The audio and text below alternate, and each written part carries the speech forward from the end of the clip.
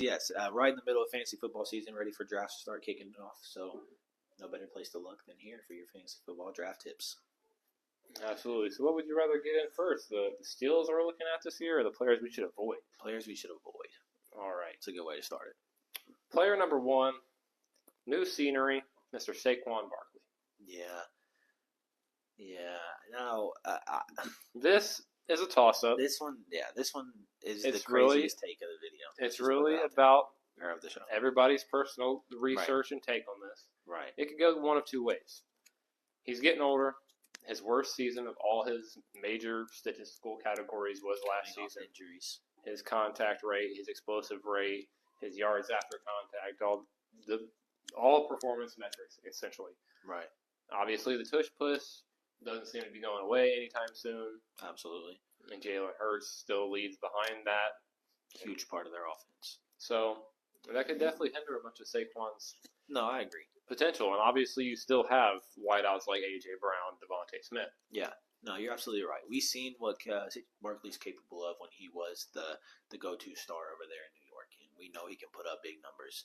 But with a diminished role, obviously going to drop those numbers a lot. Like you said, they just have such a good offense outside of the running game that they can make plays with. And Jalen Hurts is a huge part of that running game. So Saquon Barkley, I could see coming in to be a little more of a distraction for these other guys at times, and maybe not the role he played in New York.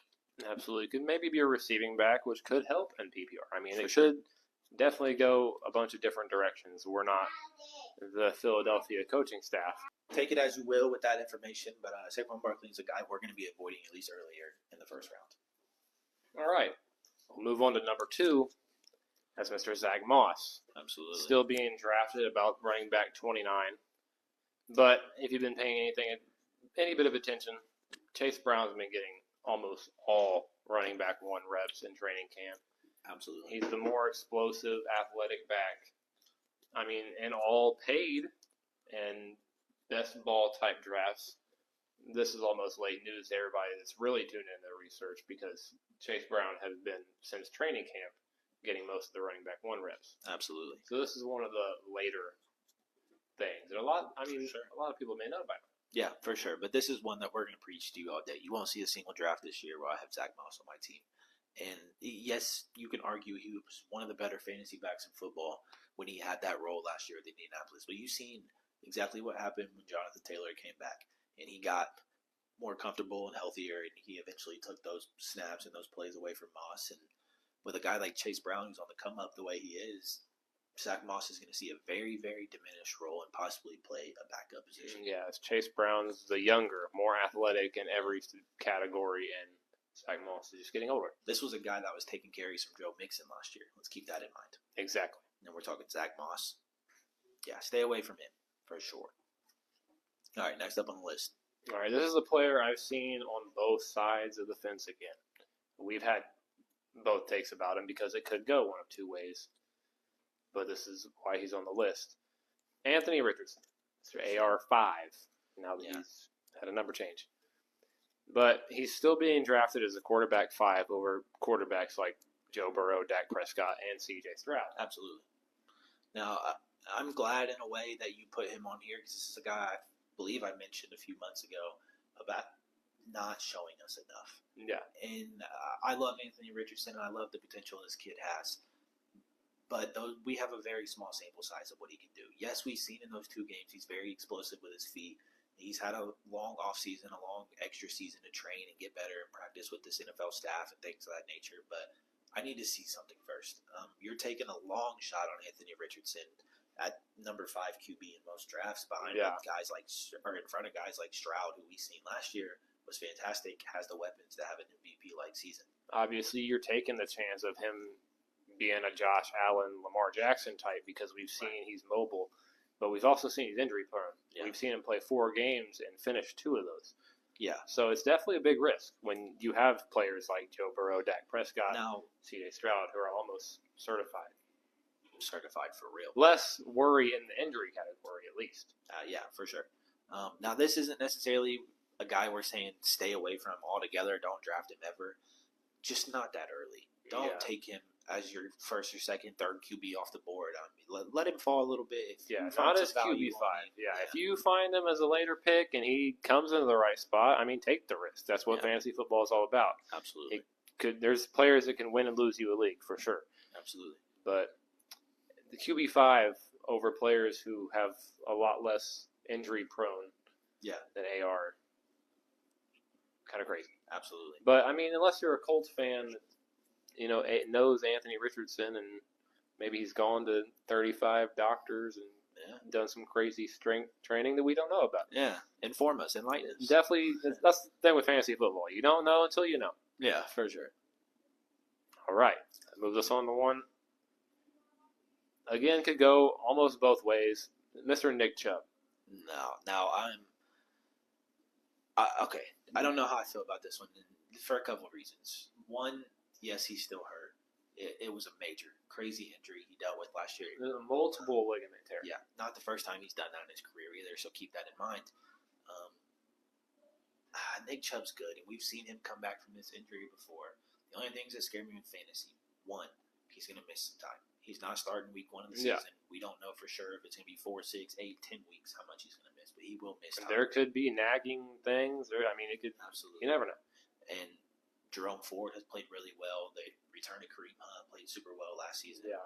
You bring Deshaun Watson back and open up the pass game a little more. With someone who immediately relied on the pass game once Nick Chubb was injured. Yeah. Their pass rate went up tremendously. Yeah.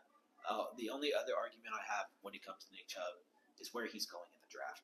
He goes so late. I think the spots where I've done mock drafts and a couple drafts this season, he's fell close to the hundreds area. I mean, he's fallen deep down in these drafts. And if you have the option to take Nick Chubb as a drafted stash all day at that value, do it. I'm about to say, there's absolutely different scenarios around every one of these picks. Yeah. This is a guy, if you can afford to have an extra spot on your bench where you can just throw him down there and forget about it, it's a perfect draft spot. There's always the chance that Nick Chubb comes back as Nick Chubb. We know what he's capable of. And if he comes back firing on all cylinders like he was at the start of last season, it's going to be a great pick towards the end of the fantasy football year. But if you spend a high pick on him and he's Todd Gurley because he's had multiple injuries of multiple ligament tears, and he falls off the face of the earth and loses you your league, you're going to be pretty upset. Yeah. That's why we're here. Absolutely. All right. This is one, it's a crazy take, but a lot of research behind it if you've really paid attention. He's a watch. This isn't an avoid by any means. It's Bijan Robinson. Oh, so we're moving on from avoids. Oh, no, this is still the avoid. This is a watch, and not necessarily avoid because he's still a high player. This is just don't take him too high. Bijan finished as running back 17 in points last season, and he's still the third running back off the board. So, I mean, there's still some big worry. They added Kirk Cousins. They look to be adding more to the passing game. But, I mean, there's obviously different chances. It's Bijan Robinson. He didn't have the biggest workload, but he also had an offensive coordinator who's really big on running backs. Okay. I have a different opinion. I won't lie to you. I see where you're coming from. I think he's being drafted very, very high. But I think that's for a couple of reasons. I loved Bijan last season. This man split carries with Tyler Algier all year long because Arthur Smith is the worst coach in NFL history. I'm sorry for your offense next year. I apologize. Now we're about to come out firing. I believe Arthur Smith ruined every draft pick that he took when it came to guys like Pitts and London and Bijan and all these guys. I actually got a crazy stat to tell you about Arthur Smith and tight ends. Okay, we'll keep that in mind. But I love Bijan this year. I think Raheem Morris is a new coach. Yes, he's more of a defensive-minded coach, but we've seen the trend where these young guys come in and they just want to fire immediately. We know this offense has players around it now to do stuff like that. And with a good defense, it's going to give that offense a lot of opportunities. I know I've talked smack about the Falcons all year, but they've said how much they want to turn Bijan into a CMC type role. And I think if they do that the way they've talked about with the ability that Bijan Robinson has, he could end the season as running back 1. I'm going to be real with you. I think if he doesn't split carries with Algier this year, and they do what they've talked about all year long, with especially if Penix plays ball a lot this year in that RPO scenario, Wildcat formations. I think it could be a really, really good season for There's worries. That's why I say for watch. sure. That's why it's a watch. He's not even technically in the avoid. I made it capital letters. I put a star there. Yeah. This is what the segment's here for. But For sure. he's definitely a question mark. Yeah. Not necessarily a question mark. Just don't take him as the number one pick. Yeah. All right. Moving on to Derrick Henry. Yeah. A lot of this list starts as running backs. Okay. Stay tuned. It isn't all running backs, I promise. Derrick Henry. He's never played with a mobile quarterback before who ran 90% of their run plays last season. He was running back 16 in points last season, and he's still being taken at running back 10 in the average draft position. So another one where it's just taking him too early. Yeah. I see where you're coming from. He's definitely not going to be the Derrick Henry of Tennessee. He's going to get his touches, don't get me wrong, but we know Lamar Jackson. We've heard every single rumor, or not rumor, but argument and thing of that nature that he's a running back more than he is a quarterback. Lamar is going to get his plays. He's going to get his RPOs. He's going to get his quarterback options. He's going to scramble. He's going to take touches and yards away from Derrick Henry for sure. It's another situation like it was with Saquon. Just coming into an offense that's already established. And we haven't seen anything yet. Yeah, for sure. So around 10 in the first round is a little higher than I would like, but he's definitely a guy that could have a lot of touchdown potential when it comes to the red zone and things, where they just give him the ball up the middle and let him run. That's what he's known for. And he'll have his spots this year where he breaks big runs, but he's not going to be RB1 like he was in Tennessee. Yeah, just don't take him too early. He's getting older. Yeah. Move on to Stephon Diggs. Yeah. Wide receiver 18 in points last season with essentially nobody in Buffalo. Let's be very honest. And now he's surrounded with, obviously, Nico Collins, Tank Dell, who has a very strong rapport with C.J. Stroud, and Joe Mixon in the backfield, of course. Oh, and Schultz. Let's not forget. Yeah, very deep offense. For sure. Now, I agree. The only thing with Stephon Diggs that worries me is he happy enough? And we know in Buffalo he wasn't happy, so adding the fact on that he wasn't getting every single target just made him even more mad. And that's what's scary now. He can be sometimes quote-unquote a crybaby. I love Stephon Diggs, but he is one of those guys that can act a little out of position sometimes. Unfortunately, there's been one too many instances for us to take up and say that he's not. For sure. And we know he's not going to come in and be the number one target in Houston. As much as I love Tank Dell being the number one guy for C.J. Stroud, I think Stroud is the type of guy that's going to use every single weapon he has. We've seen what he did at OSU with all those guys and that receiver. Whoever's open. He's going to get you the ball regardless of who you are, but all three of those receivers will play, and all three of them will get targets. That's why they're all being drafted so high, is because nobody knows who's wide receiver one in Houston. Yeah. That's the issue. Same with Minnesota's situation in certain places. But C.J. Stroud said it himself. I have 3 number 1 wide receivers. Yeah. So he knows that it's going to be a target share for sure. Absolutely. The biggest issue is who gets the biggest number, who gets the biggest percentage. Right. On to another wide receiver, and Mr. Zay Flowers. Yeah. Wide receiver 33 in points last season with an injured Mark Andrews, and they've added a bunch of pass catching options, and obviously Derrick Henry. For sure. So, risky pick. No, absolutely. He was a guy already last year that didn't get every single target. We've seen Mark Andrews be hurt half the season last year, who took a large target share of that offense. Zay Flowers was picked up and traded for by a lot of people. Yeah. But Isaiah Likely instead just broke out, essentially. 100%. Lamar loves his tight ends. He loves his big guys that he can force the ball to when he gets risky out of the pocket. And we'll see a lot more of it this year, especially if Andrew stays healthy. Oh, yeah. Speaking of tight ends, another watch. This isn't necessarily straight up a void. This is Sam Laporta, because he's being taken as a tight end 1, which is fine, but he's still going as pick 26 overall in general, and he finished just tight end 6, just half a point above David Njoku last season. For sure. I do love Sam Laporta. He was probably my favorite tight end last year. But now they have, obviously, options like Breakout, Jameson Williams, and et cetera. Amon-Ra St. Brown, who's always the top 5 wide receiver in fantasy football. Jameer Gibbs. A split backfield. David Montgomery. And Gibbs, yeah. And just so many other weapons on that offense. We know they're going to let Jared Goff sling it. And we know he's going to get the ball to Laporta. Going bottom of the second round for a tight end is kind of crazy. It's risky when you could get Njoku 3 rounds later. Right. Who essentially can put up the same numbers. Exactly. For sure. Brings us on to our final avoid and our final tight end, T.J. Hawkinson. Yeah.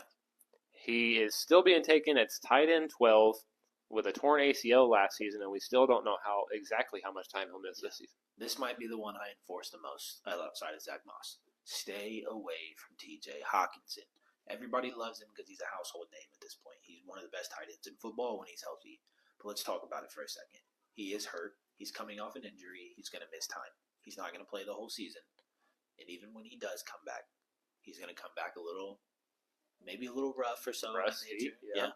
And let's think for a second. J.J. McCarthy got ruled out for the entire season due to an MCL strain. Or meniscus. Meniscus. My fault, yeah. Meniscus. Because instead of a repair, instead of something, they did a full repair. Right. To avoid things in the future. Yes. But that's outside of the fact. Sam Darnold is a starting quarterback for the entirety of the season at this point. Absolutely. And let's think who they have. Justin Jefferson, the best wide receiver in all of football. Jordan Addison, who is an absolute animal, had a great rookie season. Absolutely. The new addition of Aaron Jones, after having Ty Chandler and Alexander Madison last year. Cook. Yeah. A bad few seasons of running back. That doesn't just bring the factor of a running game. He's a receiving back just as much as he is a power back. Exactly. This is a guy that can do it all. There's just so many different ways this offense can go. And if T.J. Hawkinson comes back even somewhat slow in any way possible, he's going to miss a lot of targets due to the talent that this team has. Absolutely. That'll bring us into our steal section of fantasy football. On the flip side of Mr. Zach Moss, we have Chase Brown. For sure. Obviously, the more athletic, we've talked about this for the most part. He's got the athletic upside. He's had more of the RB1 reps in training camp. He just seems to be that guy in Cincinnati. For sure. We've seen the breakout of him towards the end of last year. He's just a guy that can break off huge runs. We've seen almost, I think, the ceiling of Zach Moss. Yeah. And we don't know the ceiling of Chase Brown. For sure. And regardless of even if Zach Moss does play, Chase Brown will split carries at the least. Yeah. He was taking carries with Joe Mixon. Yeah. And that's an offense that's going to be looking for a new lead guy out of the backfield. So if Chase Brown gets off to a hot start, he can take that starting job in a matter of no time. Absolutely. If he doesn't have it week 1. For sure. Regular season. Absolutely. All right. We'll slide into Mr. Curtis Samuel.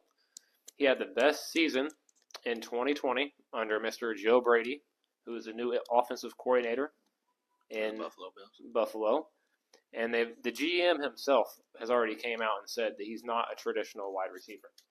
Yeah. There's obviously limited targets for Josh Allen already, and he's got the rushing ability upside for fantasy football. For sure.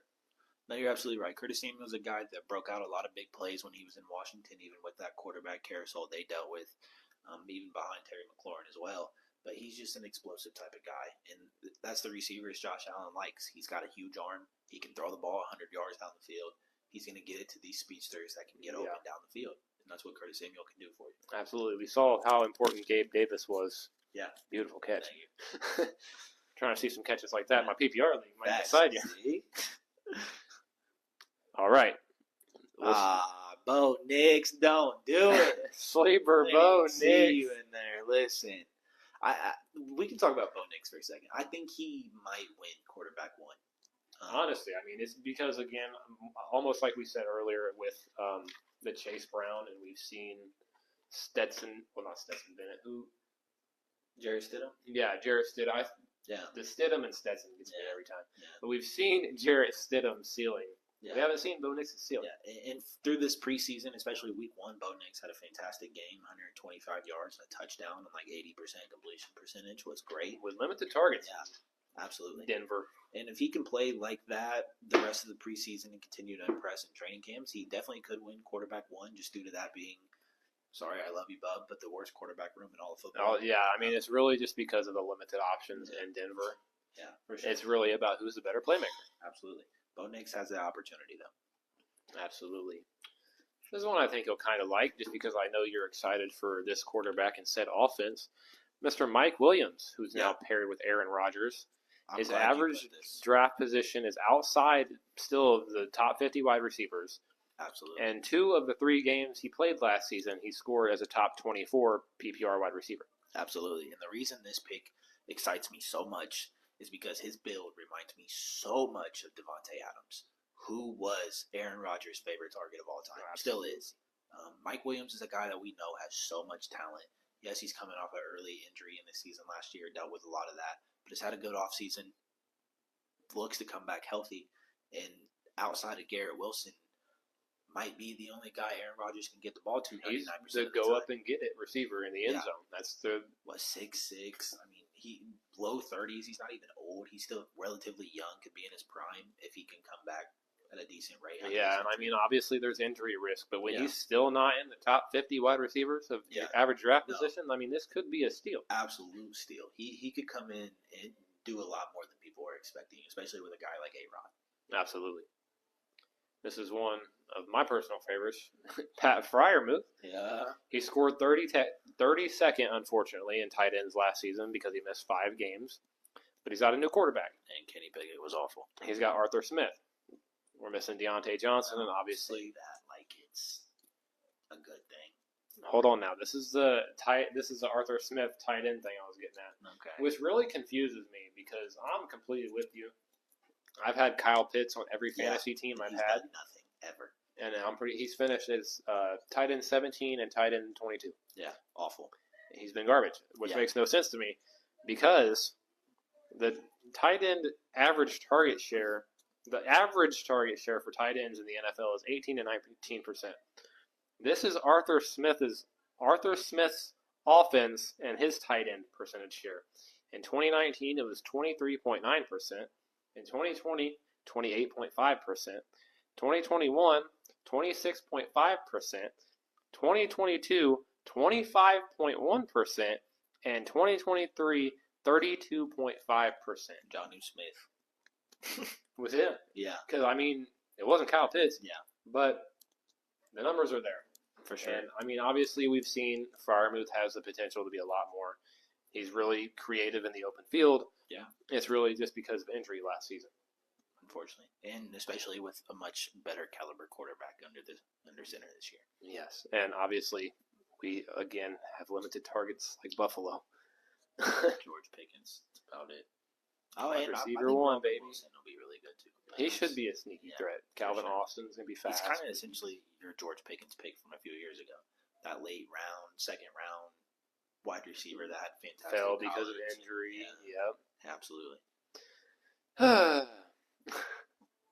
That moves us on to Mr. Chikoziem Okonkwo, tight end for the Tennessee Titans. Absolutely. But obviously, they have a potent new offense, look to run things out of almost essentially rookie Will Levis at this point still. Yeah. But Tony Pollard in the backfield, you don't have a monster like Derrick Henry now. So things will change. It'll be a dual running back 50-50 share. Exactly, because Spears, I should have added him to the steal list. Might honestly take the starting running back role. As much as I was on Pollard last year, he disappointed me a lot. It was a flop for me. You can give me that. You were huge on him. Yeah, I was. And he should have. He should have been. The Cowboys' offensive line. No, it should have been fantastic. It was a breakout CD season and passing yard season instead. Yeah, but I think the downfall will continue for Pollard. Tajay was almost splitting carries with Derrick Henry at some points, so splitting carries with Pollard is very likely, if not more. Yeah. And with the addition of Calvin Ridley, yes, DeAndre Hopkins is going to miss time, which creates more targets for a guy like Chikoziem Okonkwo, where they want to create Will Levis into this more passing of a quarterback. Yes, and as he gets accustomed to the league more, the check down tight end is going to be his safety valve. They made it very obvious they are all in on Will Levis this offseason. Yeah, and his new, have you seen the new mayonnaise? Yeah, the Sin or whatever. Disgusting, bro. He's so gross. Bro. You ever pull up to the function smelling like some mayonnaise? You're going home. I may sleep you, yeah. You're going home. You're not pulling up to the function. Let's put it at that. You're leaving the function immediately. Yeah. With a police escort. Literally. All right, then I added Mr. Gus Edwards. And the Chargers' new offense Now, seems primed for Can the I run. make one quick correction for this? I Yes. think this should be Gus Edwards / J.K. Dobbins. Gus Edwards, J.K. Dobbins. Okay. Now that's more like it. This was the exact same running back room we saw in Baltimore for a couple years. The only mention I have is J.K. Dobbins has the injury For sure. prone side of things. That's why I was leaning on Gus, but definitely both players. But let's think about this for a second. These boys went from John Harbaugh to Jim Harbaugh. Yeah. The brother of the coach they played for a long time, and a guy that loves to run the football. When Gus Edwards was healthy in Baltimore, when J.K. Dobbins was healthy in Baltimore, the very short time he was the main back. He was RB1. He took a majority of the carries. Gus Edwards broke out due to back-to-back ACL tears for J.K. Dobbins missing 2 seasons in a row. And I believe if J.K. Dobbins comes back healthy, also to mention, Aaron Rodgers rehabbed with J.K. Dobbins for a lot of the stuff he was going through with his Achilles. And he said he's never worked with a guy in his life that works harder than J.K. Dobbins. So I think if he had a good recovery, can come in, be healthy, and play in the Jim Harbaugh offense, I think Dobbins could be fantastic. Absolutely. They had the chance to get Romo Dunes. Yeah. When as of right now, Ladd McConkey could be their wide receiver 1. Yeah. So Literally. going a run blocking number 1 offensive lineman as your pick kind of shows where you're headed as an offense. Absolutely. I mean, we've seen what Blake Corum did in Michigan. That was the best running back in all of college football. Yeah, Exactly. Without a doubt. Under said coach. Yeah, without a doubt. So be on the lookout for them Chargers running backs for sure. All right, another one. This was really your input 100%. Mr. Keon Coleman, just because, again, This has is my favorite one. wide receiver 1 potential in Buffalo. It's not wide receiver 1 potential. It is wide receiver 1. This is one excites me so much. Keon Coleman is one of the most likable guys in the league. He has made everyone in the Buffalo fall in love with him when it comes to just being him and being the funny guy he is. And if you've seen the plays this guy's been making in training camps, the rapport he's building with Josh Allen, he's a 6'5" guy who we say makes so many crazy plays at Florida State last year. This man could be the new Stephon Diggs of Buffalo better. Absolutely. Without a doubt. I think Keon Coleman's due for a huge season with Josh Allen. He's going to be the number 1 target. Mark my words. Absolutely. So we'll see what wide receiver position that amounts to point-wise. Absolutely. Moving on to Mr. Dontavion Wicks I like the this. Packers. Obviously, they got a very dynamic offense. Mr. Jordan Love got his contract. We've seen him sling it to everybody in the Packers offense. I mean, Oh my God. I'm pretty sure their top 4 or top 3 receivers almost have the same target Every share. one of them. That is the most well-rounded wide receiver room in football. Yeah, I've never It's so seen deep. so many lower depth wide receivers sub in. Christian Watson, Romeo Dobbs, Dontavion Wicks, Jaden Reed. They have so many good guys. Yeah. Dontavion Wicks is definitely a long, not a long shot, but it's a stretch for any of those guys. But I definitely do think Wicks could be one of the more breakout guys. He was a guy that had a lot of big plays last year for Jordan Love. Yeah, he's a person you could still get almost essentially as your last pick. He's really been slept on. Yeah. I mean, some of these smaller leagues, he could be a free agent. Just someone to really keep your eye on. Especially with the breakout of Jordan Love. Absolutely. As previously mentioned, Mr. Ladd McConkey. Absolutely. As they have a depleted receiver core over in Buffalo. Los Angeles, sorry. You're good. But new offense, and as we talked about, could very well be the wide receiver 1 Oh, for sure. for Justin Herbert. They took him LA. as high as they did for a reason. They know their wide receiver room is very plenished. Quentin Johnston is not good. As much as I wanted him to be, he's just not. He's dropped so many passes in camps. The coaches do not like him. He might come in wide receiver 4, if we're being honest. He's not going to get a lot of time. Ladd McConkey jumps into that new role. Outside of Josh Palmer, there's really no one there. Yeah. No playmakers. Yeah, and yes, they're going to be more of a running team under Jim Harbaugh, but Herbert is one of the most talented young quarterbacks that we have in football right now, and he will still get his time to launch the ball down the field, and they love Ladd McConkey. He will see a lot of targets this year. 100%. Bringing us on to our final sleeper, Mr. Blake Corum. Absolutely. As Kyron Williams you've been on both sides of the fence of this as the off season, as he got drafted, as we've gotten closer. Obviously, we know Kyron has some injury issues. We saw what he did in Michigan. We know there's potential. This one pains me to talk about. I'm the biggest advocate for Kyron Williams. I think this dude's fantastic. You thought that would have been the biggest steal regardless. Without a doubt. It would have been an easy pick. For sure. Now, it sucks that Blake Corum went to this team because I was huge on Blake Corum in Michigan. Yes. He was fantastic, and I wanted to see him go somewhere where he was going to start. Yeah, not having an easy route to a running back one definitely sucks. I love Kyron Williams, though. I don't know, man. This one pains me because I want Kyron Williams to just be RB1, take all the carries, be the workhorse he was last year, and just be fantastic. But Blake Corum's going to touch the ball. He has so much talent. He's not a guy that's going to sit in the bench. We just don't know. I don't like it. As we've mentioned, both sides of this list. Yeah. No, he definitely has upside. That's why it pains me. But, I mean, we've seen what players in that LA offense do with Mr. Puka Nacua of last year. For sure. So, yeah. No, they'll make room for Blake. Unfortunately. Yeah. It just pains. Two of my favorite running backs in football right now. Just split. Yeah, essentially splitting carries. Obviously, we know it'll probably be more of an 80-20, 90-10 almost type share. But as one of your last picks in the draft, Blake Corum can still be a steal with what we know he can do at Michigan. Absolutely. All right, so is that the list? That is our 10 avoid players, our 10 steals. Absolutely. Before our live draft happens in next a week. So go sign up for that if you're watching now and haven't yet. 3 leagues we're offering. Be a part of it while we're live. Absolutely. And we're super excited for that. Fantasy football has arrived. Absolutely.